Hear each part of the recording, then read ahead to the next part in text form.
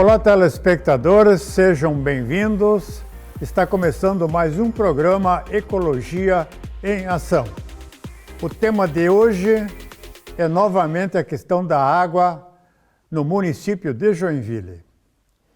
E para que a gente tenha noção do que vai fazer para garantir a sustentabilidade desse líquido alimento para a grande Joinville, que logo estará com 1 milhão de habitantes, nós vamos assistir uma palestra muito interessante, bastante técnica, principalmente recomendada para os engenheiros, os hidrogeólogos, para os geólogos, para a companhia de águas, para os consumidores e para as empresas, pois o tema trata dos poços, poços rasos, poços tubulares, poços profundos. Em Joinville, a questão é preocupante na relação de poços. Vamos ver então o que vai falar para nós o Marcos Alexandre de Freitas, que é o nosso palestrante de hoje.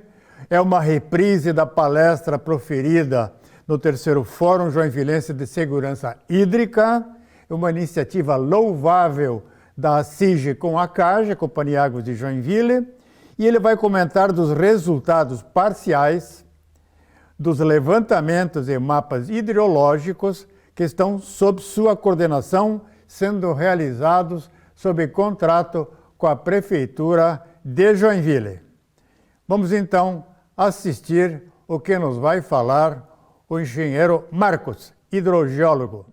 Resumindo, então, o comportamento das águas subterrâneas, ou seja, da hidrogeologia de Joinville, nós podemos dizer que Joinville ela apresenta uma hidrogeologia simples, até se comparado com outras regiões do país e do planeta. É um aquífero, basicamente, se divide em dois tipos, né?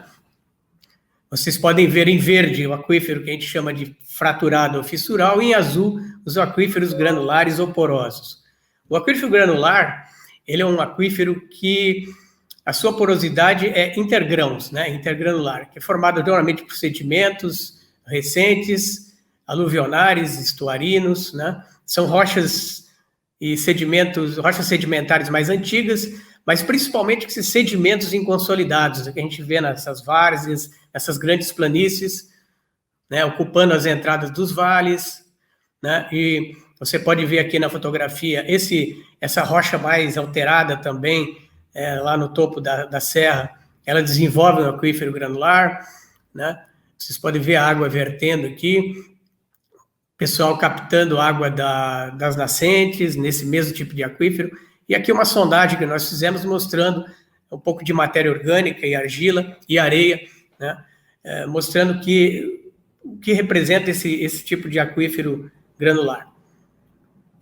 Por outro lado, então, temos o aquífero fraturado, que a porosidade, a água, ela circula de forma secundária por fraturas e falhas e juntas, né? São rochas cristalinas, são muito antigas e representam 45% da área do município. Então, vocês podem ver aqui, ó, são essas rochas que ocorrem lá em cima na serra, né? Dentro da área urbana também, esses morros isolados. Vocês podem ver aqui a água circulando por meio dessas fraturas, né? Essas rochas gnáissicas, que a gente chama, e aqui uma filmagem que nós fizemos em um poço, mostrando na profundidade de 74, quase 75 metros, a presença desse tipo de aquífero. São rochas com fraturas e onde a água circula. A vulnerabilidade, que é a suscetibilidade ao aquífero ser contaminado, né, é uma característica natural, intrínseca do meio, né? Ou seja, quanto mais vulnerável, mais chance tem de acontecer uma contaminação. Em Joinville, ela foi utilizada pelo método Drastic, né? E você tem uma grande área de baixa vulnerabilidade, pequenas áreas com vulnerabilidade média e uma outra área grande, aqui em roxo, mais escuro, que mostra as regiões onde ocorre a vulnerabilidade mais elevada. Os tipos hidroquímicos, ou tipos de água subterrânea, né, que a gente está falando, é bom lembrar que as águas subterrâneas tem uma dinâmica totalmente diferente das águas superficiais em termos de tempo, né? Você olha para um rio, você vê a velocidade em metros por segundo. A água subterrânea, ela é muito lenta, às vezes ocorre de centímetros por dia, às vezes até milímetros dia, né, de velocidade. Com essa dinâmica e isso permeando entre os sedimentos e rochas, acontece o aumento da mineralização da água, né, dos teores de sais. Então, esse mapa ele mostra o resultado do trabalho que a gente fez no produto 4, que é o mapa hidrogeoquímico, mostrando que há um zoneamento hidroquímico em Joinville, onde as águas em verde são águas mais bicarbonatadas, cálcicas e mistas, principalmente decorrente da precipitação pluviométrica, né? São águas novas, jovens, bem mais jovens. E elas vão evoluindo para essa zona amarela, que são águas que já começam a aparecer um pouco de sódio e outros elementos. Ou seja, são águas que já têm interação com argilas, com sedimentos, e um tempo de residência, que a gente chama, maior. E, finalmente, chegando nessa zona alaranjada, são as águas mais salinas, né? Que às vezes sofrem processos de influência da baía, das águas da baía, através dos canais, né, com as marés altas, ou mesmo águas estagnadas num passado geológico não muito antigo, até um pouco recente, onde o mar ocupava essa região. Então, a água ela tem essa evolução sempre de oeste para leste. Em termos de potabilidade, falando um pouco, inclusive, que a Patrícia colocou, nós fizemos 60 análises de poços escavados e nascentes, e analisamos praticamente a tabela periódica inteira, né, em termos de elementos químicos, analisamos compostos orgânicos e também agrotóxicos. É bom lembrar que nas 60 análises que nós fizemos não apareceu nenhum agrotóxico. Pode ser que na ocasião não houvesse essa contaminação, ou pode ser também pela dinâmica. A água subterrânea ela sempre está mais protegida do que a água superficial. E esses agrotóxicos eles têm um tempo de residência, né, um tempo de meia-vida muito curto. Então, de repente, essa água leva muito tempo para infiltrar, muito tempo para ser captada, e nesse caminho ela pode ter ficado, né, pode ter se degradado, não apareceu. Mas eu até convido depois a CAD a conversar conosco, com a prefeitura, e a gente até pode sugerir poços onde, principalmente poços escavados e nascentes, onde seria interessante fazer um monitoramento também nessa bacia do Cubatão. A gente conhece bem, temos um bom banco de dados, seria interessante vocês fazerem pelo menos acompanhar durante um período, né? O que apareceu em termos de potabilidade? Problemas em termos de potabilidade em Joinville muitas vezes ligado à presença de ferro e manganês. É uma situação natural, típica das rochas da região, né?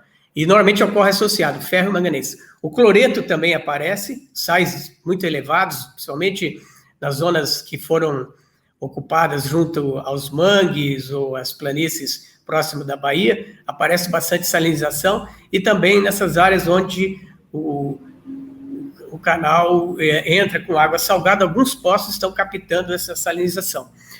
De forma geral, alguma coisa de cromo muito pequeno, né? Então, realmente, os problemas maiores são relativos a ferro e manganês e cloretos. Eu andei já falando um pouco de cada tipo de captação, mas esse esquema aqui representa em seção, né, em subsuperfície, como se comportam os aquíferos de Joinville. Como eu falei, aquela grande mancha verde são esses aquíferos relacionados às rochas cristalinas, né, onde elas estão fraturadas por eventos geológicos, tectônicos, e os poços captam água dessas estruturas. Poços poços tubulares, que captam exclusivamente fraturas. Depois, em cima dessas rochas, se desenvolve um manto de alteração muito grande em Joinville por conta do clima. Joinville é um município que chove muito e muita umidade, as rochas se alteram, né? Então, se desenvolve nesse manto de alteração, né, no que a gente chama de regolito, mais rocha cristalina alterada, um aquífero de natureza granular. E aí o pessoal acaba captando também através de poços tubulares, né, com filtros, e principalmente com poços de pequeno diâmetro, as ditas ponteiras, né? Isso é muito disseminado na população de baixa renda, praticamente em áreas que não tinha deficiência no abastecimento de água antigamente. O pessoal se recorreu a esses furos, são furos de 1,5 polegadas, 2 polegadas. Qualquer maquininha elétrica faz, uma forma clandestina até, pode-se dizer, e que são poços com pequenos recursos técnicos, né, de captação, mas que abastece uma residência tranquilamente, né? Então, esses poços, eles não podem perfurar na rocha. Então, eles são muito disseminados nesses sedimentos no aquífero granular. O velho poço escavado, que a gente conhece, que a gente chama de cacimba também, que é um poço, é um cavado aí em torno de 6 metros, 5 metros, e revestido com tijolos. Esse poço capta a água subterrânea mais rasa possível. Talvez nesses poços esteja a possibilidade de encontrar contaminantes muito mais fácil, por exemplo, do que nos poços tubulares, né? Porque nós estamos nos poços tubulares pegando águas mais antigas, que passam por um ciclo muito maior e há reações químicas e até de purificação dessas águas. Já esses poços escavados pegam o primeiro nível de água. Então, ele é muito suscetível à contaminação, né? E também temos, principalmente na área rural, a captação de fontes naturais, né? São obras de captação nas encostas do morro, principalmente, que a água vem por gravidade. Isso, como chove muito em Joinville, há ainda muita vegetação, é muito comum e tem fontes que captam volumes bem expressivos. Nós, no inventário de cadastramento de poços que fizemos, a gente cadastrava, aqui está um exemplo do nosso técnico fazendo uma medição de nível, coletando uma água, medindo os parâmetros de campo, né? Fizemos um levantamento prévio no Sistema de Informação de Água Subterrânea da própria CPRM, na Secretaria de Desenvolvimento Econômico e Sustentável e nas empresas de perfuração.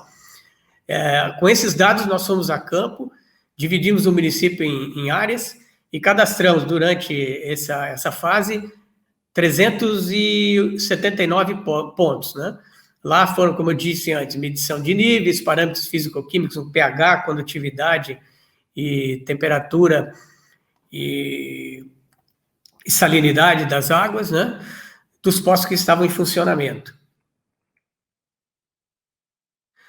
Aí o resultado do mapa, né? Sabe-se que existe muito mais poços em Joinville, mas durante o tempo de execução desse produto, nós conseguimos fazer esse levantamento. E teve muita restrição para entrar, principalmente nas áreas industriais, para o pessoal nos permitir que pudesse fazer o cadastro. Então, muita coisa ficou para trás, deve ser feito, acredito eu, pela prefeitura no futuro. Existe muito mais poços do que isso, né? Aí veio a pandemia, também complicou, ficou muito mais difícil entrar nas empresas, mas, de qualquer forma, nós cadastramos aí 380 pontos, né? Desses pontos, a maioria deles cadastrados foram os poços de pequeno diâmetro, 146, poços tubulares, 139, 61 poços escavados e 33 poços, aliás, ou melhor, captação de fontes.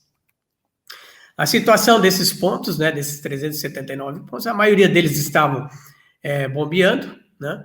Aqueles estão separados por natureza, né? Poço tubular em azul e a ponteira em vermelho, escavado em laranja e a captação de fonte natural em verde. Então, a maioria dos poços estavam bombeando, ou seja, funcionando. E existia uma boa parcela parada, não instalada, e alguns abandonados, mas a grande maioria funcionando. O uso da água, então, a maioria dos poços ponteira apresenta o uso doméstico, como eu disse, nas residências, né? Os poços tubulares, a maior parte deles estão sendo usados para uso industrial, né?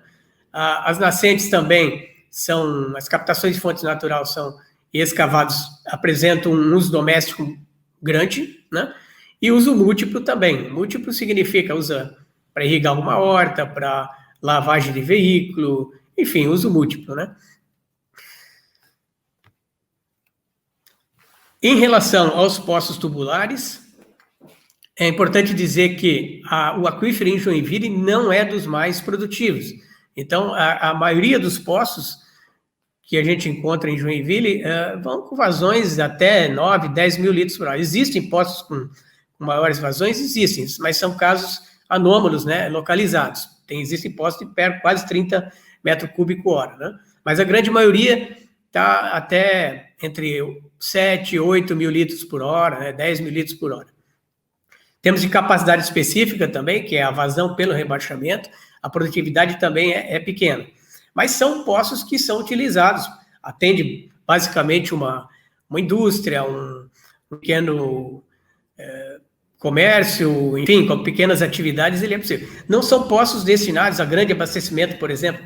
Pensar em abastecimento público, talvez uma localidade no interior ou outra, mas assim, nada muito maior do que isso se consiga, por exemplo, como a gente vê no aquífero Guarani, né, que você consegue abastecer uma cidade com poços, né? O aquífero realmente ele é fraco, né, não só em Joinville, mas como toda essa região aí do embasamento cristalino norte de Santa Catarina. Então, os problemas maiores verificados, e isso eu acho importante falar nesse fórum, né, é que a maioria dos poços, né, foram feitos de forma negligente, sem saber, né, sem conhecer as normas técnicas, né, de construção. A perfuração de um poço é uma obra de engenharia, de certa forma complexa e de muita responsabilidade. No entanto, existem empresas onde não há sequer um técnico responsável, um geólogo, um engenheiro de minas, capaz de fiscalizar as obras, né? Então, essas obras são feitas de forma amadora, né? E muitas vezes ocorrem problemas, né? Então, por que acontece isso? Porque não há fiscalização, né? Na verdade, todo poço teria que ser outorgado, ter um projeto, um responsável técnico. Mas da forma que é feito, o poder público, por exemplo, o CREA, a Secretaria de Desenvolvimento Econômico, deveria fiscalizar, eles não têm capacidade de fiscalizar. E obras o pessoal faz, às vezes, com esses maquinários que existem hoje, se faz um poço em um dia, né? Então, fica difícil correr atrás disso, né? Também se disseminou muitos poços de pequeno diâmetro escavados na população de menor renda, né? Que vai pagar, por exemplo, um poço, uma ponteira deve custar em torno de 2, 3 mil reais, enquanto que um poço tubular custa 10 vezes mais, 20, 30 mil, né? Então o pessoal recorre a essas obras mais baratas, né? A grande maioria dos poços não possui outorga, né? E como eu digo, foi feito sem o rigor das normas técnicas. Existem poços regulamentados? Sim. As grandes indústrias têm poços outorgados, poços feitos com responsabilidade técnica, mas, saindo desse circuito aí dos maiores, existe muita coisa também feita aí pelo interior e em alguns outros lugares que não atendem essas exigências, né? Então, o problema dessas obras mal feitas, né, é a falta de vedação sanitária e falta de área de proteção dos poços, né? O que ocasiona daí a turbidez das águas, causa águas avermelhadas, corrosão de materiais, equipamentos, como nós vamos ver adiante. A questão da falta de vedação, nessa figura aqui, você tem um poço bem construído e um poço feito sem o rigor da norma, né? Então, esse amarelo pode ser uma pluma de contaminação qualquer, assim, hipotética, né? Ou no poço ele tem uma devida vedação sanitária, esse material contaminante ele não percola para dentro do aquífero. Ao lado, nesse poço aqui, que não há uma vedação de cimento no entorno da tubulação, a água ela vai carrear esse contaminante que vai acabar sendo captado lá pela bomba e saindo para o sistema de abastecimento. Então, aí a importância de conhecer a área, fazer um projeto que, sobretudo na área urbana, um projeto que contemple as normas técnicas e evite essas prováveis questões de contaminação. Aqui ao lado vocês veem a falta de área de proteção, um poço abaixo do nível do chão. Vocês não sei se percebem na fotografia aqui uma certa mancha, né, uma luminosidade, uma iridescência aqui. Provavelmente isso aqui é uma garagem, então acaba vindo água com óleo e fica aqui na volta do poço. Quando chove, isso aqui entra para o poço, né? Aqui também é um poço cheio de terra na volta. O pessoal fez uma terraplanagem, quase tapou o poço, então, por não ter uma área de proteção. A questão das águas avermelhadas, né, as caixas d'água e tubulação todas preenchidas com ferro, derivado de postos desse tipo, por exemplo, né? São os maiores problemas verificados nos poços tubulares. Nos poços ponteiras ou de pequeno diâmetro, em geral, até eles são bem construídos, foram bem construídos e estão cumprindo seu objetivo, né? Mas muito deficientes em instalações, por exemplo, não há como fazer uma laje de proteção, né? Não tem como colocar o que a gente chama um areião na base, um filtro adequado, são tubos ranhurados, né? Feito de forma precária. Então, isso pode ocasionar problemas, né? Também de turbidez, infiltração de águas superficiais indesejadas, né? Aos poços escavados, o maior problema é falta de tampa, e isso aí permite a entrada de substâncias nocivas, né? Os poços abandonados são os mais perigosos, né? Eles devem ser selados, cimentados após o uso, né? Não ficar com uma ferida ali aberta, em contato direto com o nível freático, né? Com o aquífero. E esses poços, quando existentes, perfurados próximo a fontes de contaminação, eles podem serem vetores diretos, né? Justamente por não ter uma proteção sanitária eficiente. Os problemas em relação às fontes naturais. As fontes, elas são bastante usadas na região, lá, por exemplo, na Serra Dona Francisca, na Piraberaba, né? A questão das fontes eu trabalhei no oeste de Santa Catarina há muito tempo, num trabalho de hidrogeologia também, da CPM, com a STS, com a IPAGRE, e nós vimos muitas situações interessantes lá nos basaltos dessa região, que eram fontes que abasteciam uma cidade pequena, obviamente, um bairro, um vilarejo, né? Uma comunidade rural. Mas lá eles desenvolveram um sistema de fonte Caxambu, que vocês podem entrar no site da IPAGRE. Existem até vídeos mostrando como construir essas fontes. São fontes que, na verdade, eles escavam aqueles olhos d'água existentes, fazem uma obra com proteção, né? Com lona, com brita, com tubo perfurado, sistema para desinfecção. Então, fica uma obra, digamos, correta, sustentável e tranquila de se operar. Agora, quando a fonte é feita de forma empírica ou improvisada, ela ocorre problemas, né? As águas de chuva, elas trazem muito material das partes mais elevadas, né? Como sedimentos, galhos, resto de folha, animais mortos, né? Acabam entupindo as mangueiras, né? Outro problema que a gente verifica, o desmatamento na volta dessas nascentes. A tendência é carregar solo para dentro da água, né? Diminuir a vazão, né? Plantio, aí a questão dos defensivos ou adubos, né? Acabam também ocasionando problema nessas fontes. Então, esse trabalho ele nos permitiu traçar algumas diretrizes para captações de água subterrânea em Joinville. Eu vou falar um pouco rapidamente, mas assim, os poços, então, têm que ser submetidos à outorga e construídos segundo as normas, NBR 12212 e 12244. Adotar os projetos básicos que a gente definiu nesse estudo também como postos padrão para Joinville. Dotar os postos de área de proteção imediata, né? Ou seja, um cercado, eu vou mostrar algumas fotos adiante, sempre respeitar o regime de bombeamento definido pelo ensaio de bombeamento do poço, que é uma fase final à construção do mesmo, e monitorar as vazões, os níveis e a qualidade da água. O regime de bombeamento, por exemplo, se um poço ele deu 5.000 litros por hora, né? O geólogo disse, você pode bombear esse poço 5.000 litros por hora durante 12 horas por dia. Se eu começar a bombear 7 durante 24 horas por dia, ou 5 durante 24 horas por dia, eu vou acabar ocasionando problema nesse poço, eu vou poder causar até uma diminuição da vazão, até mesmo vir a secar. Então, é isso que eu digo quando tem que respeitar o regime, porque o aquífero ele tem um tempo de recarga, um tempo que a água tem para circular, então não adianta eu tirar mais do que esse aquífero produz. Aqui são os projetos básicos para Joinville, rochas à esquerda, poços exclusivamente na rocha, né, isolando a camada do manto de intemperismo, e aí tem os diâmetros, tem, né, que se deve ser perfurado, a quantidade de tubos e, né, o perfil construtivo adequado, e ao lado direito, onde você pode captar o manto de intemperismo também, aquela parte mais granular, de forma correta, né?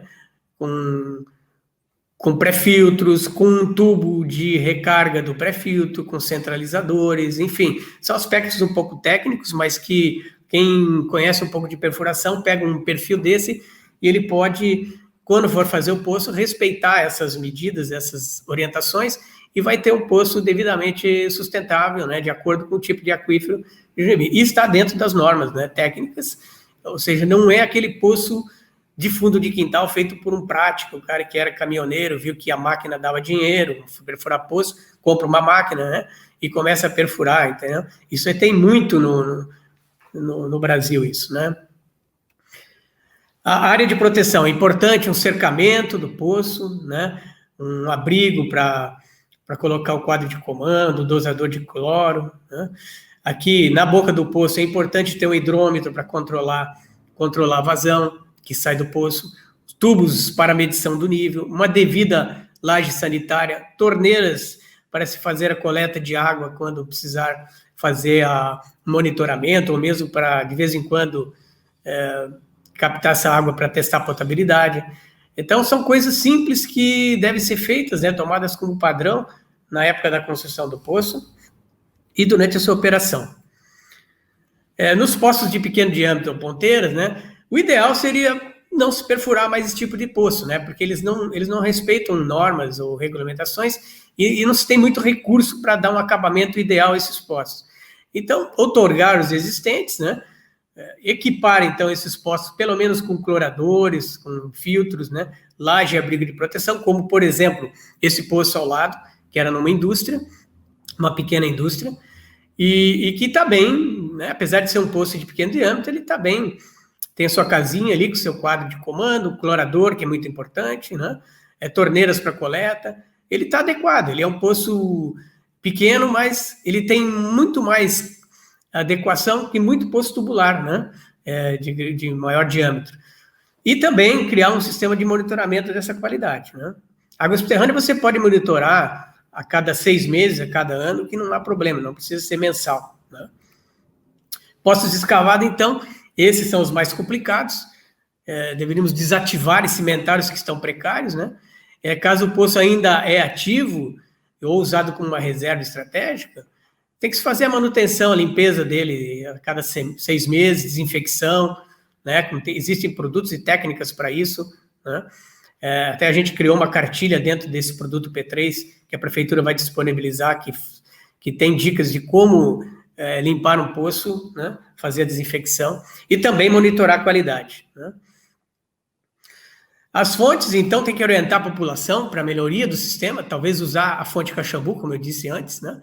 Preservar a vegetação nativa, manejo do solo, né? E técnicas conservacionistas nas áreas adjacentes, evitar a presença de animais e uso de agrotóxicos e fertilizantes químicos e orgânicos nessas áreas próximas às captações de fontes. Manutenção, limpeza, desinfecção frequentes, controle de erosão, né? Recuperar a vegetação de fixação, principalmente nas épocas de muita chuva, que Joinville é quase sempre, né?